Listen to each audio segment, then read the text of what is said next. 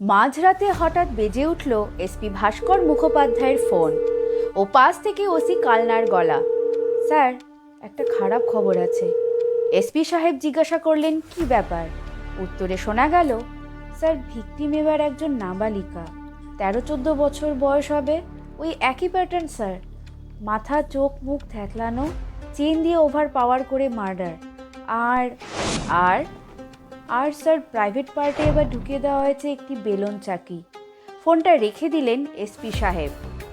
নাবালিকার মা সারাদিন অন্যের বাড়িতে ঠিকের কাজ করে রাতে বাড়ি ফিরছিলেন। দরজা খুলেই দেখেছিলেন মেঝেতে রক্তাক্ত অবস্থায় পড়ে আছে তার 14 বছরের আদরের মেয়ে। গলায় ফাঁসির দাগ, বুকে আঁচড় কামড়ের চিহ্ন। অত্যাচারের বিভৎসতা এতটা চরম পর্যায়ে ছিল যে বর্ধমান মেডিকেল কলেজের ফরেন্সিক বিভাগের প্রধান নিজে এসপি সাহেবকে ফোন করে বলেছিলেন, এসপি সাহেব, 30 বছরের বেশি ডাক্তারি করছি, এত অটোপসি করেছি, কিন্তু এই ধরনের ব্রুটালিটি খুব কমই দেখেছি। বিভৎস। নমস্কার, আমি শুভশ্রী, আর আপনারা রয়েছেন স্টোরি উইথ শুভশ্রীতে। আজ আপনারা শুনতে চলেছেন বাংলার সবচেয়ে ভয়ঙ্কর সিরিয়াল কিলার কামরুজ্জামান সরকার ওরফে চেইনম্যানের শিউরে ওঠা সত্য ঘটনা, যার হাতিয়ার ছিল একটা লোহার রড আর লোহার চেইন। সে একটার পর একটা খুন করেছিল আর নিজের পৈশাচিক আনন্দ মেটাতে মৃতপ্রায় নারীদের প্রাইভেট পার্সে ঢুকিয়ে দিত জ্যামিতির বক্স, টিভি রিমোট বা বেলুন চাকির মতো জিনিস। কিন্তু কেন করেছিল সে, আর কিভাবেই বা করেছিল? চলুন ফিরে যায় সেই অভিশপ্ত দিনগুলোতে, যেখান থেকে শুরু হয়েছিল এই মৃত্যু মিছিল। আর তার সাথেই শুরু করা যাক আজকের গল্পের প্রথম ভাগ। ঘটনাগুলোর সূত্রপাত 2019 সালের একেবারে প্রথম দিকে। জানুয়ারি মাসের প্রথম দিক, পূর্ব বর্ধমানের কালনা এবং মেমারির বিস্তীর্ণ গ্রামীণ এলাকা। শীতের দুপুরবেলা, ঘড়িতে তখন 12:30 থেকে 2:30-3টে বাজবে।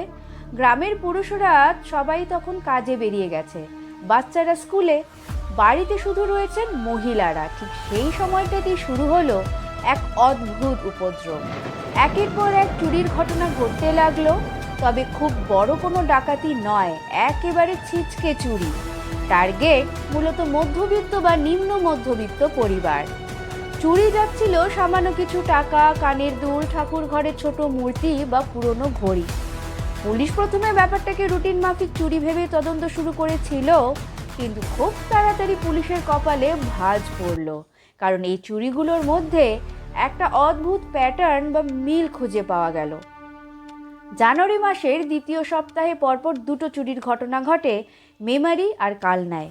দুটোই সেই ভর দুপুরে। গৃহকর্ত্রী হয়তো দুপুরের খাওয়া দাওয়া সেরে একটু বিশ্রাম নিচ্ছেন, হঠাৎ দরজায় আওয়াজ। দরজা খুলতেই চমকে উঠলেন মহিলা। সামনে দাঁড়িয়ে আছে এক ব্যক্তি, মাথায় একটা লাল রঙের ফুল মাস্ক হেলমেট, মুখটা দেখাই যাচ্ছে না, হাতে একটা চটের ব্যাগ। মহিলা ভয় পেয়ে জিজ্ঞাসা করলেন, কে আপনি, কি চাই? লোকটা খুব শান্ত গলায় উত্তর দিল, ইলেকট্রিক সাপ্লাই থেকে এসেছি দিদি ভাই, মিটার চেক করতে। মেন সুইচ বোর্ডটা কোথায় আছে বলুন তো, ওটাই একটু খুঁজছিলাম। ঠিক আছে, দেখে নিয়েছি, মিটার ঠিকই আছে, আসি। লোকটা বেরিয়ে যাওয়ার কিছুক্ষণ পরেই মহিলারা আবিষ্কার করলেন তাদের ঘর থেকে সামান্য কিছু জিনিস আর নগদ টাকা গায়েব। পুলিশ বুঝতে পারল আগের চুরিগুলো তাহলে এই লোকটাই করেছে। শুরু হলো পুলিশের টহলদারি, কিন্তু লাল হেলমেট পরা এই লোকটার আসল উদ্দেশ্য যে শুধু চুরি করা নয়, তা তখনও পুলিশের কল্পনার বাইরে ছিল। 7 দিনও কাটল না নিশ্চিন্তে। কালনা থানা এলাকায় ঘটে গেল এক ভয়ঙ্কর ঘটনা। এবার আর কোনো ছিচকে চুরি নয়, খুন। জানুয়ারি মাসের 27 তারিখ, কালনা থানা এলাকার একটি গ্রাম।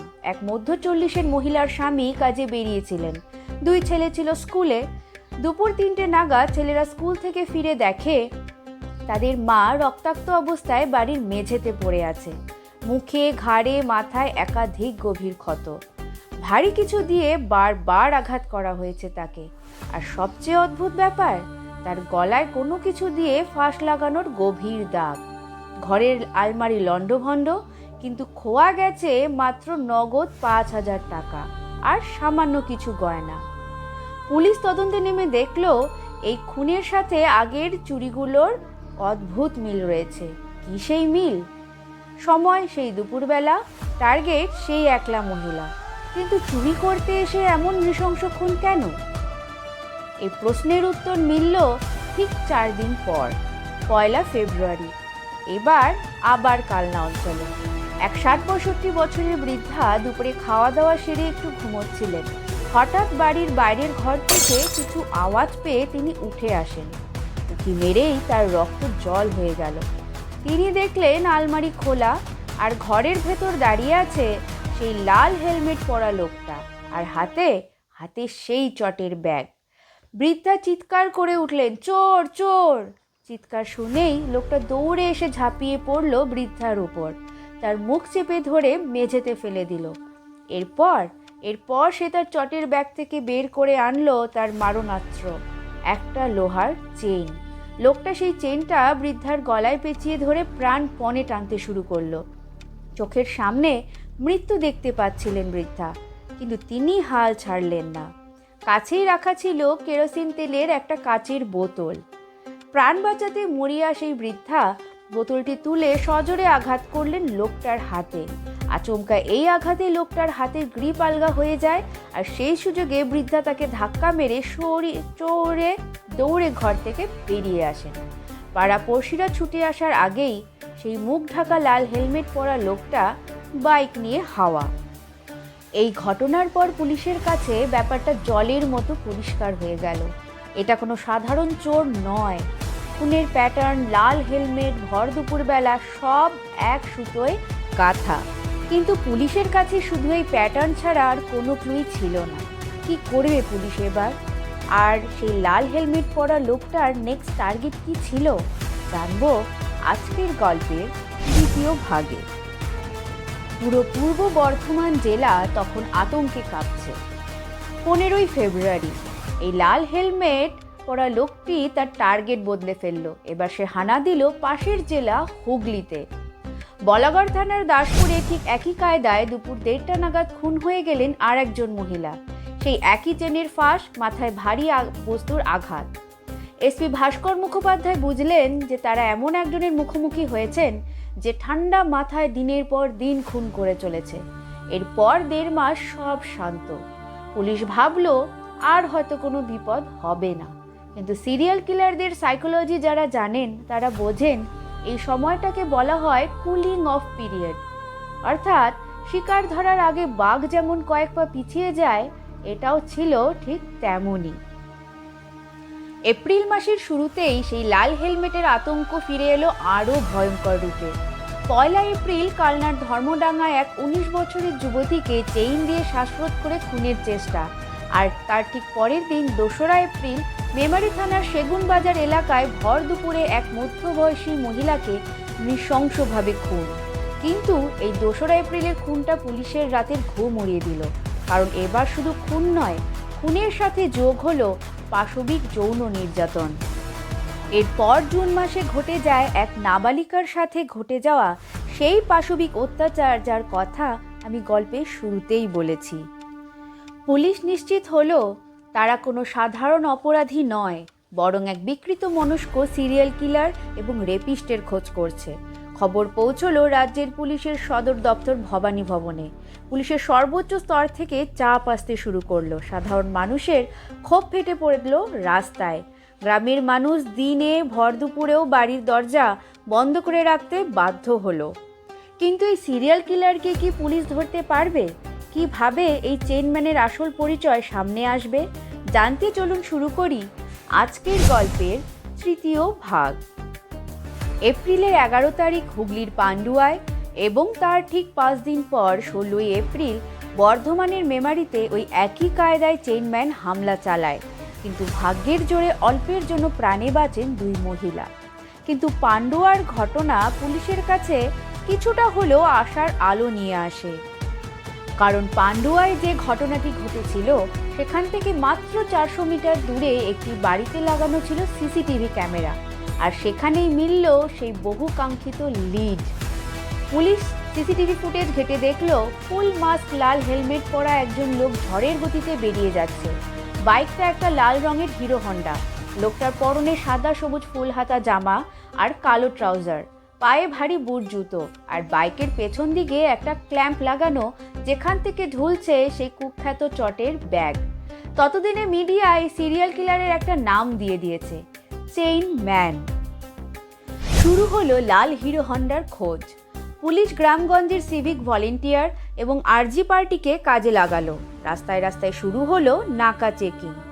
দিনটা ছিল মে মাসের শুরুর দিকে। কালনা কাটোয়ার রোডের গোয়ালদহ মোড়। হঠাৎ ওয়্যারলেসে খবর এলো একটা লাল রঙের হিরো হন্ডা বাইক টপ গিয়ারে আসছে, আর লোকটার মাথায় লাল হেলমেট। 10 হাতের মধ্যে বাইকটা চলে আসতেই একজন সিভিক ভলেন্টিয়ার হাত তুলে তাকে থামতে বললেন, কিন্তু এ কি? লোকটা থামার বদলে বাইক ঘুরিয়ে দ্রুত ইউটার্ন নেওয়ার চেষ্টা করলো। সিভিক ভলেন্টিয়াররা তো তৈরি ছিলেনই। বাইক ঘোরানোর সময়ই পেছন থেকে তারা ঝাঁপিয়ে পড়লেন চালকের ওপর। টাল সামলাতে না পেরে লোকটি বাইক সমেত মাটিতে পড়ে গেল। দুজন সিভিক জাপটে ধরলেন তাকে, আর পেছন থেকে একজন দৌড়ে গিয়ে খুললেন বাইকের পেছনে থাকা সেই চটের ব্যাগটা। ব্যাগের ভেতর উকি মারতে তাদের চোখ ছানা বড়া। ব্যাগের ভেতর রাখা আছে একটা লোহার চেইন আর দুটো লোহার রড। হ্যাঁ, ঠিকই শুনেছেন, ধরা পড়ে গেছে কালনা মেমারি হুগলির সেই ত্রাস খোদ চেইন ম্যান। কে এই চেইন ম্যান? কি তার পরিচয়? কেন সে হয়ে উঠেছিল এরকম নরপিশাচ? জানতে মন দিয়ে শুনুন আজকের গল্পের চতুর্থ ভাগ। কালনা থানার একটি বদ্ধ ঘর। সামনে বসে আছে পূর্ব বর্ধমান এবং হুগলি জেলার ঘুম উড়িয়ে দেওয়া সেই লাল হেলমেট পরা ত্রাস কামরুজ্জামান সরকার। এসপি ভাস্কর মুখোপাধ্যায় প্রশ্ন করলেন, কি করো তুমি? কামরুজ্জামান নির্লিপ্তভাবে উত্তর দিল, রাজমিস্ত্রির কাজ করি স্যার, আর ফেরিওয়ালার কাজ করি। বাড়ি কোথায়? সমুদ্রগড়ের ডাঙ্গাপাড়ায়। বাড়িতে বউ আর 3 ছেলে মেয়ে আছে। তারা জানে তুমি এসব করো? না স্যার, বউ জানে আমি হেড রাজমিস্ত্রি। পুলিশি জেরায় ধীরে ধীরে খুলতে শুরু করলো এক সাইকোপ্যাথের অন্ধকার অতীতের পাতা। জানা গেল কামরুজ্জামানের আসল বাড়ি মুর্শিদাবাদে। ছোটবেলা থেকেই তার জীবনটা ছিল নরকের মতো। তার বাবা দ্বিতীয় বিয়ে করেছিল। সৎ মা তাকে সারাদিন মারধর করতো, খেতে দিত না। সামান্য ভুলের জন্য ঘর থেকে বের করে দিত। বাবার কাছেও কোনো স্নেহ পায়নি সে। ছোটবেলা থেকেই পাড়ার কেউ তাকে খেলতেও ডাকতো না। সে একা একা থাকতেই ভালোবাসত। এই অবহেলা, শারীরিক ও মানসিক অত্যাচার তার ভেতরে জন্ম দিয়েছিল এক বিকৃত মানসিকতার। বড় হয়ে সে মুর্শিদাবাদ ছেড়ে বর্ধমানে পালিয়ে আসে। পুলিশ জিজ্ঞাসা করলো, চুরি করতে কেন? আর বাধা দিলে খুনি বা কেন করতে? কামরুজ্জামানের সেই একই ঠান্ডা উত্তর, টাকার দরকার ছিল স্যার। দুপুরে সবাই কাজে যেত, বাচ্চারা স্কুলে, তাই দুপুর বেলাটাই বেছে নিয়েছিলাম। ভেবেছিলাম শুধু চুরি করব, কিন্তু মহিলারা চিৎকার করত, বাধা দিত, তাই রাগের মাথায় মেরে দিতাম। অস্ত্র হিসেবে সে বেছে নিয়েছিল একটি লোহার রড আর সাইকেলের চেন। কিন্তু শুধু চুরি বা খুন নয়। পুলিশের মনে তখন আর একটা প্রশ্ন ঘুরপাক খাচ্ছে। খুনের সাথে সাথে সে মহিলাদের ওপর যে নারকীয় যৌন নির্যাতন চালাতো, তার কারণ কি? জেরার মুখে কামরুজ্জামান স্বীকার করে তার এক গোপন সমস্যার কথা বা শারীরিক অক্ষমতার কথা। যখন সে রড দিয়ে মহিলাদের মাথায় আঘাত করত, তারা অচেতন হয়ে পড়ত। আর সেই অচৈতন্য বা মৃতপ্রায় শরীরগুলোর ওপর আধিপত্য বিস্তার করাই সে ভালো মনে করত। মৃত নারীদের ওপর প্রভুত্ব ফলানোর এই মানসিকতাকে মনোবিদরা বলেন পাওয়ার সিনড্রোম। কোনো সহানুভূতি বা ইমপ্যাথি তার মধ্যে ছিল না। সে আদ্যপান্ত একজন সাইকোপ্যাথ ছিল। পুলিশ যখন তাকে জিজ্ঞাসা করলো, এতগুলো খুন করার পর তোমার খারাপ লাগতো না? সে শান্ত গলায় জবাব দিল, খারাপ লাগতো স্যার, ভেবেছিলাম কাজটা ছেড়ে দেব, কিন্তু টাকার দরকার হলে এই পথটাই সহজ মনে হতো। নেশার মতো হয়ে গিয়েছিল। কামরুজ্জামান তো পুলিশের কাছে সব স্বীকার করলো, কিন্তু আসল লড়াইটা বাকি ছিল আদালতে। কারণ এই কেসে কোনো ডিরেক্ট উইটনেস বা প্রত্যক্ষদর্শী ছিল না। ভর দুপুরে ঘরের ভেতর হওয়া এই খুনগুলো কেউ নিজের চোখে তো দেখেনি। তাহলে কি সাজা হবে না এই নরখাদকের? জানতে চোখ রাখুন আজকের গল্পের শেষ ভাগে। শেষ ভাগে যাওয়ার আগে আপনাদের কাছে একটাই অনুরোধ, এই ভিডিও বানাতে আমাকে অনেক পরিশ্রম করতে হয়, তাই আমার এই পরিশ্রম যদি আপনাদের ভালো লাগে তাহলে প্লিজ আমার চ্যানেলকে সাবস্ক্রাইব করে নেবেন, আর আপনার একটি লাইক আমাকে অনেকটা সাহস দেবে। তাহলে চলুন দেরি না করে শুরু করা যাক আজকের গল্পের শেষ ভাগ। শুরু হলো আইনি লড়াই। পুলিশ নির্ভর করলো সার্কামস্ট্যান্সিয়াল এভিডেন্সের ওপর। পুলিশ এমন দুজন অত্যন্ত গুরুত্বপূর্ণ সাক্ষীকে আদালতে পেশ করলো যারা ওই খুনের দিনগুলোর বিকেলে কামরুজ্জামানকে সেই লাল হিরো হন্ডা বাইক নিয়ে হাতে চটের ব্যাগ সমাজ ভিকটিমদের বাড়ির আশেপাশে দেখেছিল। ডিফেন্সের উকিল দাবি করলেন পুলিশ মিথ্যে সাক্ষী সাজিয়েছে, কিন্তু পুলিশের তুরুপের তাস ছিল ফরেনসিক রিপোর্ট। মৃত মহিলাদের ঘরের আলমারি এবং শোকেসে পাওয়া আঙুলের ছাপের সাথে হুবহু মিলে গেল কামরুজ্জামানের ফিঙ্গারপ্রিন্ট।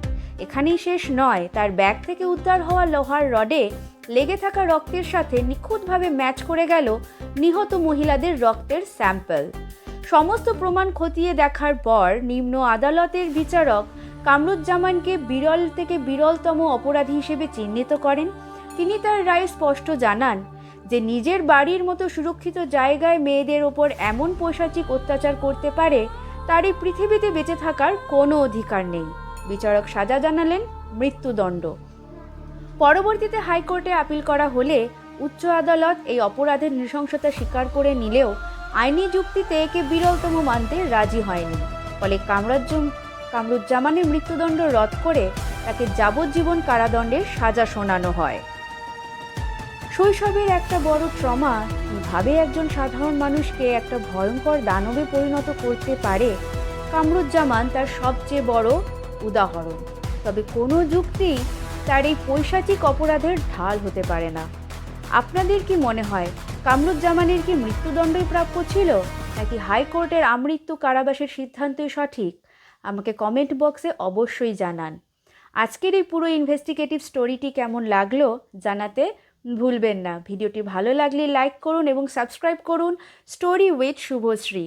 দেখা হবে আগামী পর্বে এমনই কোনো অজানা এবং লোমহর্ষক সত্য ঘটনার সাথে। ধন্যবাদ। জয় হিন্দ।